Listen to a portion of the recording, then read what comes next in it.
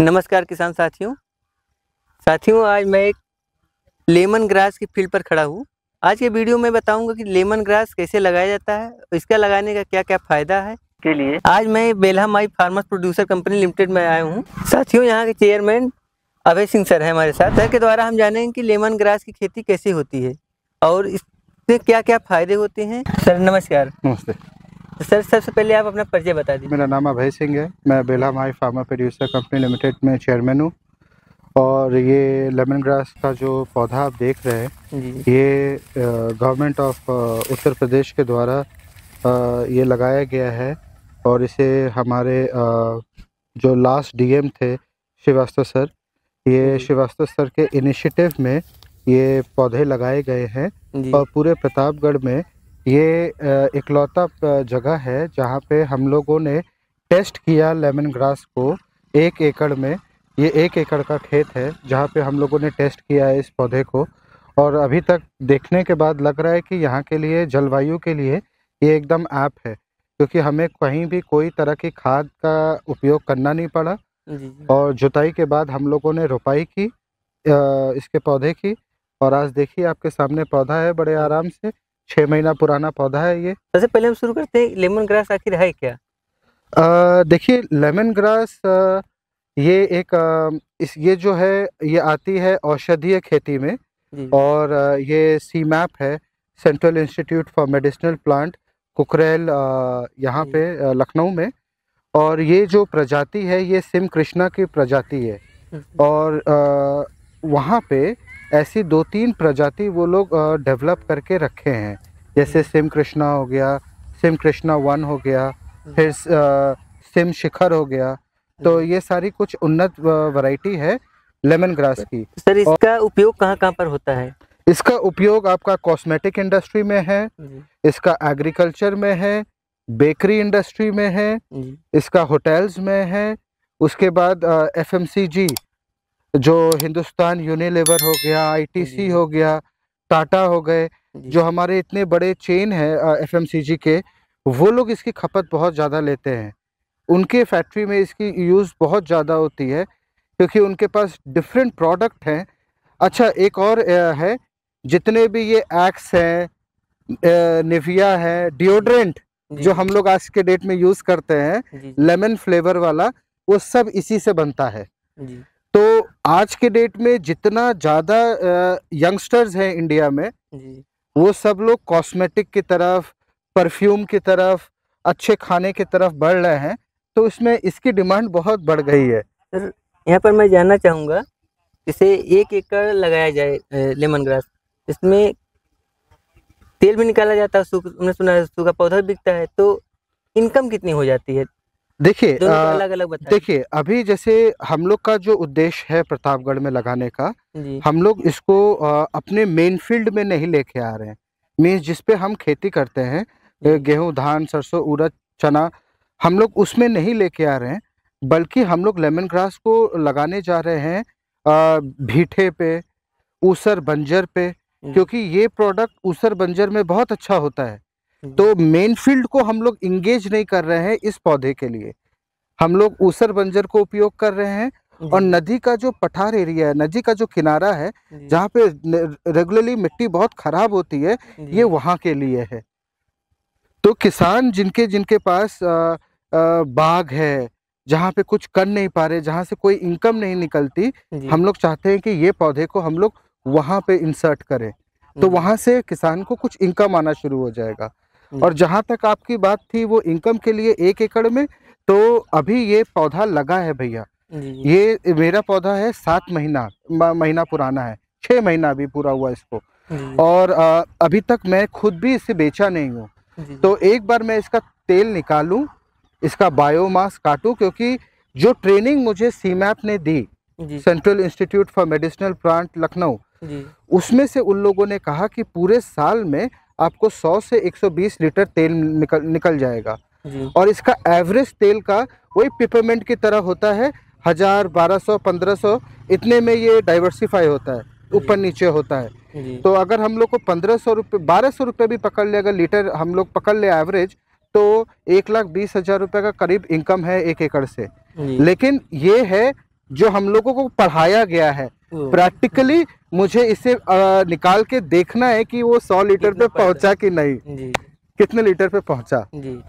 तो अब बात करते हैं इसकी बुआई कैसे की जाती है। कोई किसान करना चाहता है तो किस प्रकार बुआई करे। देखिए इसको साल में आदमी 2 बार लगाता है, एक बार फरवरी में लगाता है और एक बार जून जुलाई में लगाता है। तो ये वाला जो पौधा हम लोगों ने फरवरी के खत्म मार्च 2nd वीक 3rd वीक में लगाया था। तो हम लोग के साथ ये हुआ कि हम लोगों ने इसे जैसे धान के खेत को पहले भरा जाता है, उसके बाद ट्रांसप्लांट होता है, वैसे इसमें भी होता है। पहले खेत को हम लोग पूरा भरते हैं, एक बार रोटावेटर से उसको मार के, उसके बाद हेंगा जिसको बोलते हैं हेंगाना जी। तो एक बार पानी भर के उसको हेंगाते हैं। उसके बाद जब पानी थम जाता है तो उसके बाद लेडीज आके यहाँ पे रोपाई करती हैं। तो मेरे को लगता है कि जब हम लोगों ने रोपाई किया था तो करीब 15,000 से 17,000 रुपये का प्लांटिंग मटेरियल जो मैं मंगवाया था बाराबंकी से जी। बाराबंकी से मेरे पास ये प्रोडक्ट आया था और इसका जो मैक्सिमम खर्चा है वो कृषि विभाग ने ही दिया था जी। तो एक बार मोटा मोटी मान के चलें तो कि खेत तैयारी से ट्रांसप्लांटिंग तक कितना खर्च आ जाता है। कम से कम 30 से 40 हज़ार रुपये आएगा, क्योंकि प्लांटिंग मटेरियल अगर कोई प्रतापगढ़ का है तब उसके लिए तो बहुत आसान है, क्योंकि प्रतापगढ़ में अब लेमन ग्रास उपलब्ध है जी। और हम लोग के समय में नहीं था तो हम लोग को बाराबंकी जाके लाना पड़ा। तो जब हम लोग बाराबंकी गए और वहाँ से हम लोग उसको ये छोटा हाथी में लेके आए तो उसका हम लोग को कॉस्ट पड़ गया करीब 10-11 हज़ार रुपये का पड़ जाएगा। तो हम लोग का कॉस्ट इसलिए भाग गया प्लांटिंग मटेरियल का, नहीं तो प्लांटिंग मटेरियल का कॉस्ट ज़्यादा नहीं था। मेरे को लगता है 10-12 हज़ार का प्लांटिंग मटेरियल था जी। तो सर इसमें खाद वगैरह कुछ लगता है या आपने जो लगाया है कितने का खाद पर खर्च हुआ है खाद उर्वरक में? देखिए खाद अभी तक मैंने एक मुट्ठी भी यूरिया और डीएपी यूज नहीं किया है, लेकिन मेरे से एक गलती हुई थी प्लांटिंग के दौरान में, बाकी लोग ना करें जो मेरे से हो गई थी। मेरे से ये गलती नहीं हुई थी, बट एक्चुअली ये सब सारे काम को करते हुए ये दिमाग से निकल गया था। पहली बार कर रहे थे तो निकल गया था। हम लोग को इसमें दीमक की दवा डालनी चाहिए थी। अभी कहीं कहीं मेरे खेत में दीमक लग रहे हैं जिससे ये पौधे जो है सूख गए। तो मैं दीमक की दवा नहीं डाल पाया, मैं भूल गया, दिमाग से निकल गया। लेकिन बाकी जो कृषक है जो इस वीडियो को देखेंगे, जो इससे समझेंगे, उनके लिए है कि भैया आपको दीमक की दवा तो पक्का डालना है। विदाउट दीमक की दवा डाले आप प्लांटेशन मत करिएगा, राइट। सो आई थिंक इसमें ज्यादा कुछ खर्च है ही नहीं, खाद वाद तो कुछ है ही नहीं, कुछ नहीं। इसमें गोबर ओबर की खाद की भी कोई जरूरत नहीं है। मैंने कुछ भी नहीं डाला भैया, आपके सामने है। पेड़ बहुत अच्छा चल रहा है और ना मैं इसमें एक मुट्ठी यूरिया डाला हूँ, ना एक मुट्ठी गोबर की खाद भी डाला हूँ, कुछ तो नहीं। हार्वेस्टिंग पर बात कर लेते हैं, तो कितने दिन पर इसकी हार्वेस्टिंग शुरू हो जाती है? भैया जो पहला हार्वेस्टिंग होता है ना, वो आपका देरी होता है। साल में आपको एक फसल मिलेगी, और जैसे मेरा आप खुद ही देख रहे हैं कि अभी हार्वेस्टिंग के लिए आपको खुद समझ में आ रहा होगा कि काफी दिन लगेगा, 4-5 महीना और लगेगा। तो मुझे लगता है कि पूरे साल में मुझे सिर्फ सिंगल हार्वेस्ट मिलेगा, लेकिन नेक्स्ट ईयर से मुझे ऐसा नहीं होगा, मुझे 3 से 4-5 भी मिलेगा मुझे जी। अगर मैं इसमें थोड़ी सी गोबर की खाद का उपयोग कर दूं तो और नियमित रूप से पानी दूं तो मुझे 5 हार्वेस्टिंग मिलेगी। अगर पानी की असुविधा है, जैसे जिस प्लॉट में मैं लगाया हूं यहाँ पे पानी की असुविधा है जी। खाद और न देसी खाद डाला हूं और न केमिकल यूरिया डीएपी डाला हूं, आपको बताया। तो मेरी जो ग्रोथ है वो थोड़ी धीमी है। और मैं देख रहा हूँ जैसे यहाँ पर बहुत घास हो गई है, तो घास का भी निराई उराई करना आवश्यक है? नहीं, कोई निराई करने का नहीं है। और भैया ये सब इसलिए हो गया था क्योंकि आप सामने की तरफ देखेंगे तो थोड़ा आपको बिडर दिख रहा होगा। ये बिडर इसलिए है क्योंकि जब मैंने लगाया और प्लांट उठा तो आसपास के लोग उसे उखाड़ लिए अपने घर पे ले जाने के लिए। तो वो मुझे लगता है कि 2-4 बिस्वा ये लोग खाली किए हैं नोच ले गए। थोड़ा सा इन्हीं का प्रॉब्लम होता है, लोग उखाड़ ले, नए चीजें उखाड़ ले जाते हैं। हाँ, तो इसमें जानवरों का कोई खतरा नहीं है? नहीं। अगर आप थोड़ा सा कैमरा को उस तरफ भी दिखाएंगे तो आप देख रहे होंगे कि बगल में 8-10 पशु चर रहे हैं और वो लगातार इसी खेत में चरते रहते हैं, घास चरते हैं, लेकिन पौधा को कभी नहीं चरे। तो कोई जंगली जानवर कोई प्रकोप है नहीं। तो आप मेंटली फ्री हैं जी। अब मैं मेंटली फ्री हूँ इस खेत से, क्योंकि मुझे इस खेत में पानी लाना मेरे लिए एक युद्ध बराबर था। हमारे यहाँ पानी का साधन ठीक नहीं है और जो नियरेस्ट पंप सेट है वो काफ़ी दूर है। तो जैसे कोई किसान लगाता है तो उसे कितने दिन पर इसको सिंचाई करनी चाहिए? भैया इसे देखिए, गर्मी के समय में तो आपको 15 दिन में सिंचाई करनी चाहिए। अगर फरवरी में लगाया है तब सिंचाई ज़्यादा करनी पड़ जाएगी, जी। जो मेरे से गलती हुई।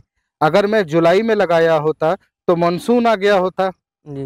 तो मेरा उतना दिन का सिंचाई सिंचाई खर्च बच बच गया जाता। होता। जी। तो मेरे से यहाँ पे एक गलती हुई, और मैं ज़रूर चाहूँगा कि अपने जो व्यूअर्स हैं, जो लोग हैं जो इस जी। वीडियो को देखेंगे और ये देख रहे हैं, उनके लिए है कि भैया इसमें आप जून जुलाई में ही लगाइएगा, जी। मेरी वाली गलती मत करिएगा। तो इसको जो काटते हैं इसका रॉ मटेरियल, तो इसका रॉ मटेरियल बेचते हैं या तेल बेचते हैं? कैसा क्या क्या मतलब आप क्या जैसा करेंगे? हाँ, जैसा जी। मैं आपको बताया कि ये गवर्नमेंट का इनिशिएटिव था जी। और डीएम साहब का इनिशिएटिव था लेमन ग्रास को प्रतापगढ़ में लेके आना, और उनका ये इनिशिएटिव को हम लोग किए हैं। अभी तक आपको मैं पहले भी बताया कि मैं अभी तक कटाई किया नहीं हूँ।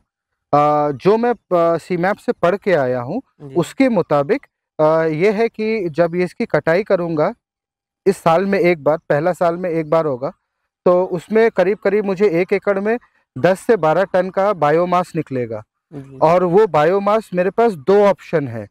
या मैं उस बायोमास को सुखा के, मतलब इन पत्तों को सुखा के और उसका पाउडर बना के मैं बाज़ार में बेचूँ। तो पाउडर इसका क्या किस प्राइस में बिकता है? ये 700-800 रुपए केजी में बिकता है। जी। ऑयल से कम में बिकता है, क्योंकि पाउडर का रेशियो ज़्यादा होगा जी। ऑयल से। काफ़ी ज़्यादा होगा। हाँ, जी। तो जब आप पाउडर बना के निकालेंगे तो आपके पास पाउडर ज़्यादा होगा। तो जब आप दोनों का एवरेज निकालेंगे, ऐसा मुझे लगता है, तेल से ज़्यादा पाउडर में आपको जी। कमाई होगी। जी। जी। और तेल जब हम लोग निकालेंगे तो तेल करीब 100 से 120 लीटर मुझे पढ़ाया गया है कि जी। 120 लीटर तक तेल तुम्हें मिलेगा। क्योंकि मैं इसका ठीक से उस तरह से देखभाल नहीं करा, ना खाद दिया हूँ, जी। ना पानी नियमित दे पाता हूँ। मैं इसको मतलब लगा के छोड़ दिया हूँ जी। एक तरह से। तो इसका इतना अच्छा ये चल रहा है, और कोई फसल नहीं चलता है ऐसा अगर आप कर बिल्कुल नहीं देंगे। चलता। ये टिकता है। जी। तो मुझे लगता है कि आने वाले समय में किसान को ये वाली चीज़ अच्छी लगेगी। बट आफ्टर ऑल ये रहता है ना, मार्केट। जी। अगर आपके पास मार्केट उपलब्ध है, तब तो आप इसे बड़े आराम से कर ले जाएँगे। इससे यहाँ पर जो आप पाउडर बनाएँगे या तेल बनाएँगे उसे किस प्रकार बेचेंगे? इसे अभी तक तो मैं ये सोचा ही नहीं हूँ कि मैं इसे बेचूँगा तो कैसे? सर आपका फ्यूचर में क्या प्लान है इसका फिर? मेरा भैया ये मैं तो बताया आपको, जैसे ये तो डीएम साहब का इनिशिएटिव जी। था, जिसको हम लोगों ने किया। उनका ये था कि कृषक जो है, लघु और सीमांत किसान जो प्रतापगढ़ में हैं, जिनके पास ज़मीन कम है और जिनकी ज़मीन लोनी और सई के किनारे है, जी। जहाँ पे नीलगाय का बहुत आतंक है। अ, उस तरफ ये चीज़ लगाई जाए, और वहाँ के कृषक जिनको कुछ भी नहीं मिलता है वहाँ से, सब चले जाते हैं, उनको कुछ लाभ मिले, जी। उसके लिए ये चीज़ को लाया गया है। सर आपका बहुत-बहुत धन्यवाद। आपने अपने कीमती समय देकर काफ़ी महत्वपूर्ण जानकारी दी। आपका भी, क्योंकि अगर आप लोग नहीं रहेंगे तो जी। ये सारी जो चीज़ें हैं, ये बाकी लोग तक कैसे पहुँचेंगी? जी। तो मुझे लगता है कि आप लोग को हमें धन्यवाद देना जी। चाहिए एज़ अ किसान, जी। क्योंकि हम लोग बहुत कुछ ट्राई करते हैं। कुछ गवर्नमेंट के इनिशिएटिव से ट्राई करते हैं, जी। खुद कुछ लोग से सुन के, जान के ट्राई करते हैं, कुछ वैज्ञानिक लोग सलाह देते हैं तो जी। करते हैं। तो वो कभी वो सारी चीज़ें बाकी किसान तक पहुँच नहीं पाती। जी। तो आप लोग एक बहुत बड़ा माध्यम बन गए हैं आज के जी। समय में, कि आप लोग आ रहे हैं खेत में, अपना समय दे रहे हैं। यहाँ पे आके हम लोग जैसे किसानों का, जी। जिसे कोई नहीं पूछता। हाँ, हाँ, किसान को भैया कोई नहीं पूछता। नहीं, नहीं। तो किसान जो है, हम लोग के लिए तो आप लोग जीवन दान है कि आप लोग आए, कवर किए, इसका वीडियो बनाए और लाखों लोग इसे देखें, इसके जी। बारे में समझे। और जिनके पास मेरी जैसी दिक्कतें हैं, जी। पानी की दिक्कत है, देसी खाद की दिक्कतें हैं, और लेबर की शॉर्टेज है, वो सब किसान के लिए ये सारी पौधे बहुत लाभकारी है। जी, जी, बिल्कुल। तो साथियों आपका बहुत बहुत धन्यवाद, आपने वीडियो देखा। तो साथियों वीडियो आपको पसंद आई हो तो वीडियो को लाइक कीजिए और हमारे चैनल को सब्सक्राइब कीजिए। तो मिलते हैं एक अगले नए वीडियो में किसी नए टॉपिक के साथ, तब तक के लिए नमस्कार। नमस्ते।